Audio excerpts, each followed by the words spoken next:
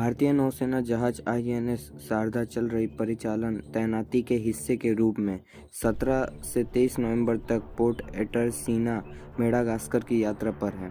जहाज की यात्रा का उद्देश्य दोस्ती के फूलों को मजबूत करना और प्रधानमंत्री नरेंद्र मोदी के क्षेत्र में सभी के लिए सुरक्षा का विकास एसएनजीआर के दृष्टिकोण के अनुरूप क्षेत्रीय नौसेनाओं के साथ साझेदारी करके क्षेत्र में समुद्री सुरक्षा सुनिश्चित करने की दिशा में भारतीय नौसेना का एकाधिकार विज्ञापन।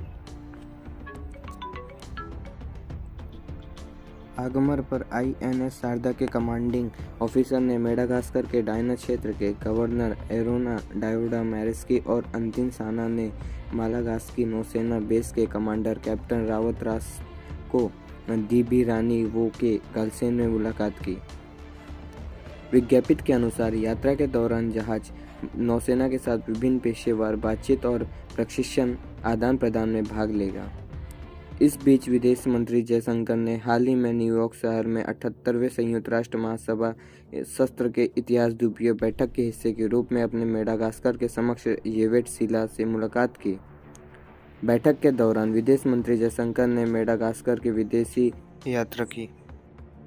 अब चलते हैं दूसरी खबर पे। हवाई हमलों में दर्जनों लोगों के मारे जाने के बाद इजराइल ने आपस में हमले और को व्यापक बनाने के लिए तैयार कर ली है। हवाई हमलों में 2 स्कूलों में शरण ली हुई नागरिक सहित दर्जनों फ़लस्तीन के मारे जाने के बाद इजराइल ने रविवार को दक्षिणी गाजा में हमसा आतंकवादियों के खिलाफ अपने हमले का विस्तार करने की तैयारी की।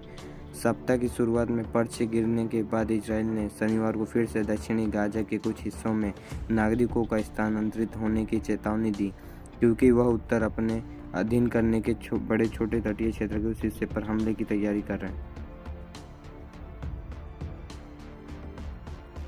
फिलिस्तीन शरणार्थियों के संयुक्त राष्ट्र सहायता संगठन यूएनआरबीडब्ल्यू के कमिश्नर जनरल इलीफी लाजनी ने सोशल मीडिया प्लेटफॉर्म एक्स पर कहा कि इजराइल ने उत्तर में 2 एजेंसी स्कूलों पर बमबारी की।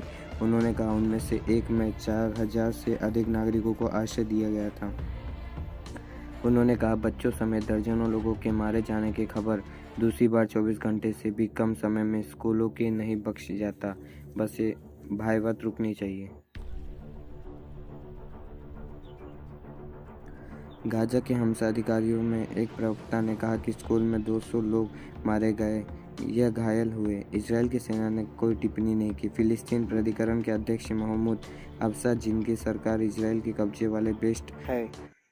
अब आते हैं आज की आखिरी खबर पे। भारतीय वायुसेना ने एलसी मार्क लड़ाकू विमान के लिए स्वदेशी जैमर पॉड विकसित करेगी। भारतीय वायुसेना घरेलू एलसी मार्क ए लड़ाकू विमान के लिए स्वदेशी जैमर पॉड विकसित करने के लिए परियोजना पर काम कर रही है, आईएएफ अधिकारियों ने शनिवार को कहा। अधिकारियों ने आईएएफ के बेस रिपेयर डिपो को अपने लड़ाकू और परिवहन विमानों और अन्य हथियारों प्रणालियों के लिए आवश्यक कई उपकरणों को स्वदेशी बनाने और आयात कटौती करने का काम सौंपा गया। इस Bose solar economic explorer limited के उपाध्यक्ष कर्नल विक्रम ने कहा कि मल्टी मोड हैंड ग्रेनेड पहला उत्पाद है जिसमें ऑर्डिनेंस फैक्ट्री के अलावा किसी निजी उद्योग ने स्वदेशी रूप से निर्मित किया और भारतीय सेना को सौंपा।